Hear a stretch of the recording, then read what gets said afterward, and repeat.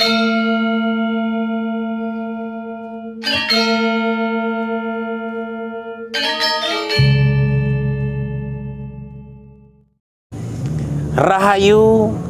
rahayu, rahayu. Sugeng dalu, Bapak Anwar, Bapak Arul. Dalu. Pemirsa Cahaya Batin, ketemu lagi dengan Cak Monyong di dalam pembahasan pintu gerbang kesadaran bangsa Nusantara yang mengajarkan aksara Jawa sebagai nilai-nilai luhur yang dimiliki oleh bangsa Indonesia Nusantara. Ada kegelisahan yang disampaikan oleh Ibu Dian dalam sebuah diskusi kita sebelumnya. Kenapa bangsa Jawa belajar aksara Jawa harus ke luar negeri, ke Belanda, ke Leiden. Mencari artefak harus ke Leiden.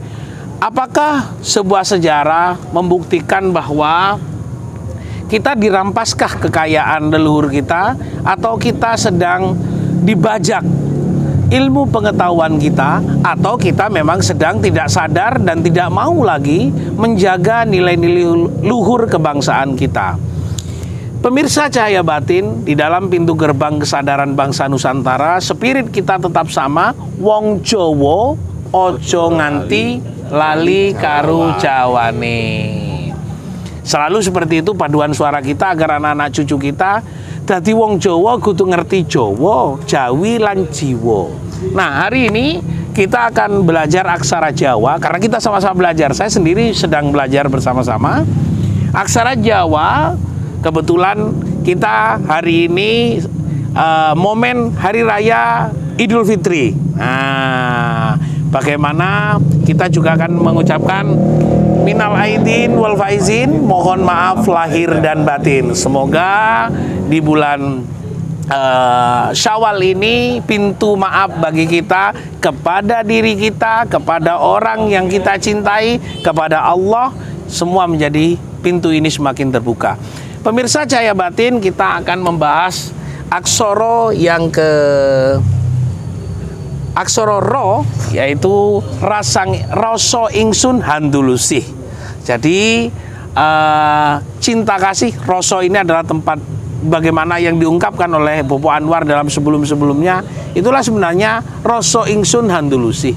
Jadi rasa itu adalah tempatnya hati yang mengajarkan tentang nilai-nilai kebaikan. Pemirsa Cahaya Batin, aksara ini adalah aksara Bapak Anwar, silahkan dibuka dulu untuk artinya. Ro, hono, co, ro, berarti aksara yang keempat dari atas. Kita akan menulis yang keempat, tapi dari bawah, dari Ngoto Bogomo adalah ke-36. Baik.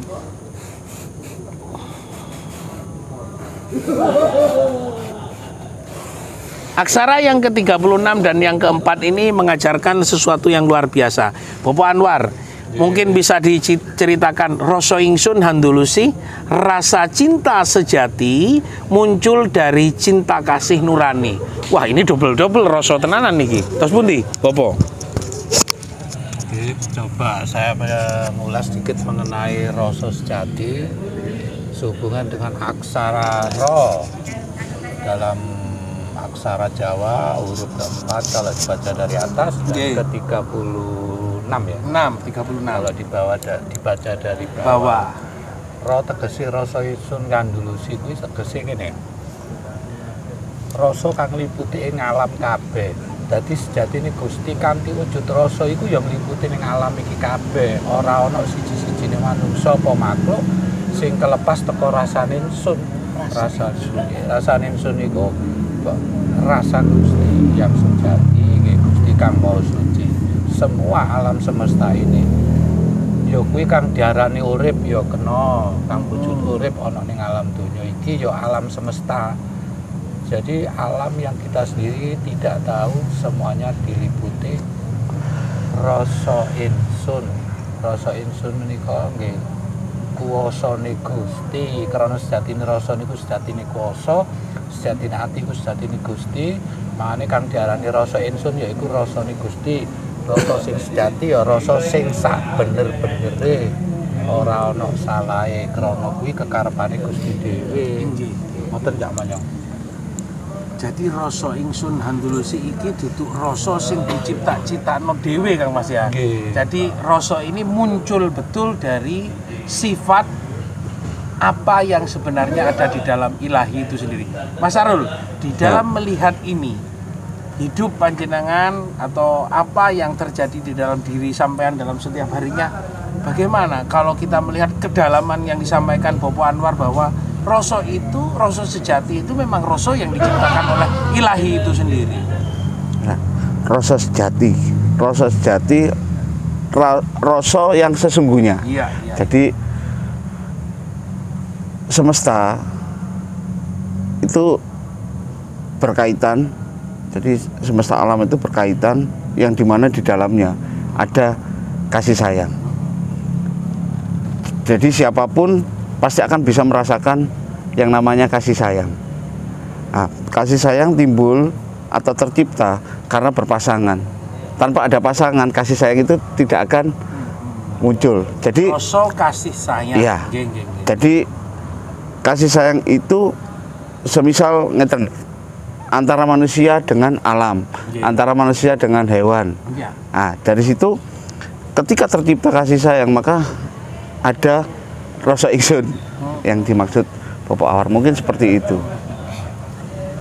Kapan Mas Arul bisa betul-betul menikmati atau merasakan rasa ingsun ada di dalam sejati dalam diri panjenengan? Tahun-tahun berapa kalau diingat, atau umur berapa? Karena dalam hidup panjenengan mengalami proses, mungkin tahun ini merasakan ini, tahun ini, tapi tahun sebelumnya mengalami galau, setelah itu galau lagi. Apa tahun berapa itu? Ya, itu di tahun 2018. 2018. Oke. 2018. Oke. Terus Mas Arul?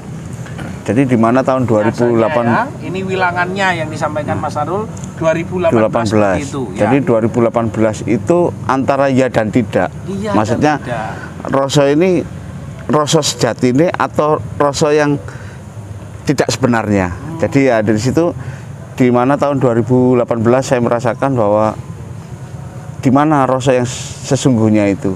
Ada kegalauan yang super atau bagaimana pada waktu itu? Atau keluh kesah yang dalam atau kepahitan atau gimana? Mungkin rasanya sekitar 3 tahun. Jadi prosesnya selama 3 tahun. Apa yang saya rasakan di tahun 2020 saya betul-betul bisa memahami dari proses yang sebelumnya. Jadi di mana rasa yang sesungguhnya itu, jadi ketika awal-awal pandemi, jadi di mana di situ saya sendiri secara pribadi tidak merasakan yang namanya rezeki lahir. Jadi kalau rezeki batin mungkin saya merasakan ya sampai saat ini tetap sehat sekeluarga seperti itu. Luar biasa, ada sebuah titik kulminasi jatuh di dasar betulan, lalu ada kesadaran betul karena Gusti Kang Maha Suci Allah itu menjadi penonton panjenengan. Benar. Bapak Anwar, mungkin silahkan ada sesuatu yang bisa merangkai dengan pernyataan Mas Arul. Mungkin di konten yang lain ya, waktu itu aksara apa saya juga lupa. Saya pernah bercerita sedikit mengenai perjalanan hidup saya. Iya. Yang mana untuk mencari makan pun hanya cukup untuk makan dan tidak bisa berbuat apa-apa hingga saya memutuskan untuk tidak meminta dalam batin. Tahun berapa yang Bapak Anwar? Dulu pernah saya ulas perkiraan usia 25 sampai 35 kan. Yang 25 sampai 35. Hingga usia 35 sampai 45 juga masih merasakan hingga saya mengambil sikap wis aku ora perlu nyuwun. Nek paringi ya tak tampa, ora paringi aku ora njaluk. Nah, ternyata pesene Gusti kan duduk kuwi sing kok goleki nggih, dadi duduk kuwi sing kok goleki. Dan pada masa saat saya benar-benar tidak memiliki apa yang saya banggakan, apa yang saya harapkan tidak terjadi, disitulah saya bisa merasakan kehadiran Sang Pencipta dengan sebenarnya secara pengalaman pribadi saya. Terus nopo kang diomongaken Mas Arul menika saya, tegese saya niki apa yang digarisbawahi, apa yang diceritakan oleh beliau ini adalah pengalaman hidup. Itu adalah guru sejati menurut saya. Karena ngelmu ki kelakoni kanthi laku. Ini perwujudan dari ngelmu. Ilmu kui kelakoni kanthi laku. Jadi dia harus berjalan dalam takdir kehidupan, entah itu baik atau buruk, tapi kalau sudah jadi kehendak Sang Pencipta, kowe arep kuwasa apa itu wis dadi kekarepanku. Karena sejatine manungsa kuwi ngarepno uripe kuwasa, tapi kowe ya aja lali ana kang maha kuwasa ya sejatine ingsun menika.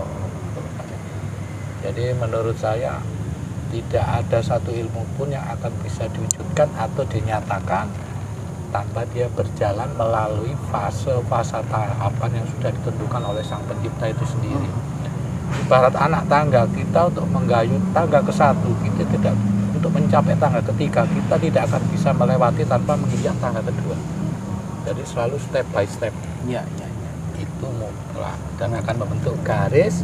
Mungkin ini yang dinamakan Shirotol Mustaqim. Jadi jalan serambut istilahnya yang dibelah menjadi 7, tajamnya melebihi pedang, karena di sana banyak terjadi kesalahan dan jatuh. Mungkin tadi penafsiran saya. Mas Arul bisa menyambungkan dengan harapan panjenengan, karena setiap orang mengalami sebuah fase yang luar biasa ketika kita melihat rasa itu tadi. Panjenengan menyebutkan rasa kasih sayang itu ada 2 yang harus disatukan. Pesan pada pemirsa Cahaya Batin untuk setiap tahapan hidup tidak menyesali apa hidup itu. Sejatine urip iku ya kersa ning Gusti sing wis ngatur saben dinane. Awakmu protes gak protes ya iku laku uripmu. Benar. Sesungguhnya hidup itu karena kehendak Gusti katanya. Bahwa di dalam kehidupan, kenapa Tuhan semesta alam menciptakan secara berpasangan. Dengan berpasangan, di situ lahir sebuah kehidupan, lahir sebuah kasih sayang. Nah, harapannya, Kak Taufik, jadi harapannya besok-besok anak putu jadi tidak lepas dari apa yang sudah kita sengkoyong bareng, kita uri-uri bersama. Jadi memaknai leluhur di dalam kehidupan. Oke, terima kasih memaknai dan mengimani apa yang diajarkan leluhur. Bapak Anwar, tegese ro iku sejatining apa, kudu digenahno panggonane nang ndi, uripmu kudu kaya piye? Ya ini Mas Taufik kalau tanya semakin dalam. Jadi gini, ana rasa krana sukma, iso nyata krana Kang Maha Kuwasa, sejatine ati sejatine Gusti, sejatine rasa sejatine kuwasa. Ora ana kang luwih kuwasa kejaba ati kang suci. Jadi manusia karena kita mempunyai sukma itu harus dihidupkan, jangan ditidurkan.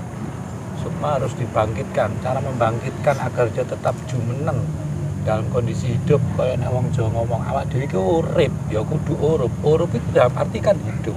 Menyala, bahasa Indonesia itu urup bukan tukar, tapi urup itu menyala itu. Menyala itu hidup.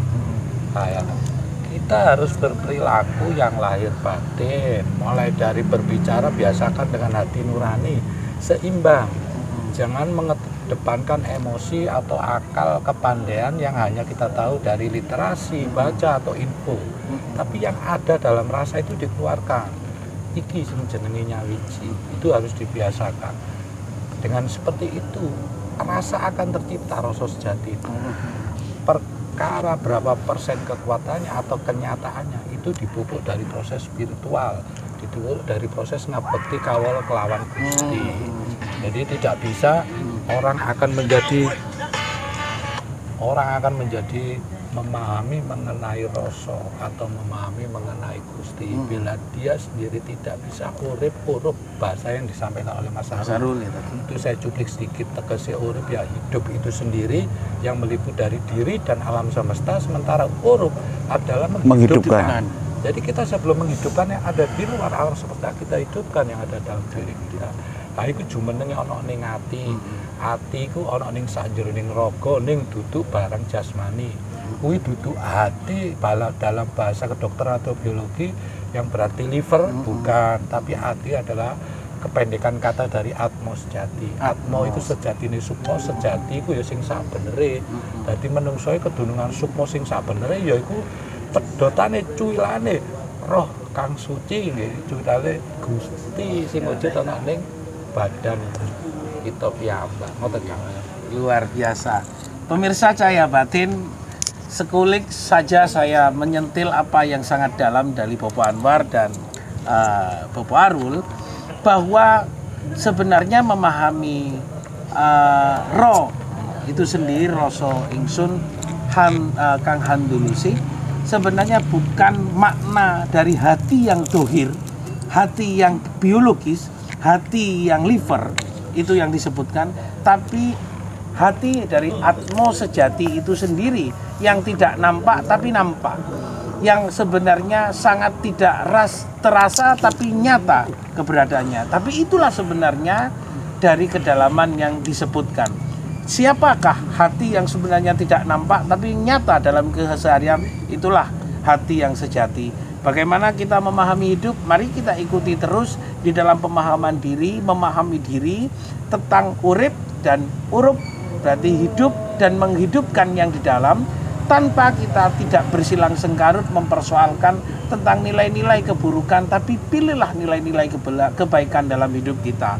Maka kita akan mampu mewujudkan, menghidupkan aksara Jawa dalam nilai filsafat-filsafat luhur yang telah dicuri sekian tahun oleh orang-orang asing, karena mereka tahu bahwa aksara Jawa memiliki nilai-nilai yang sangat tinggi di dalam pemaknaan filsafat hidup kita kepada Sang Yang Maha Kuasa, Sang Yang Widi, Sang Yang Wenang, Sang Yang Suci, Allah itu sendiri dalam kehidupan kita. Terima kasih Bapak Anwar, terima kasih Bapak Arul. Semoga dalam pertemuan kita memberikan manfaat. Rahayu, Rahayu, rahayu, rahayu.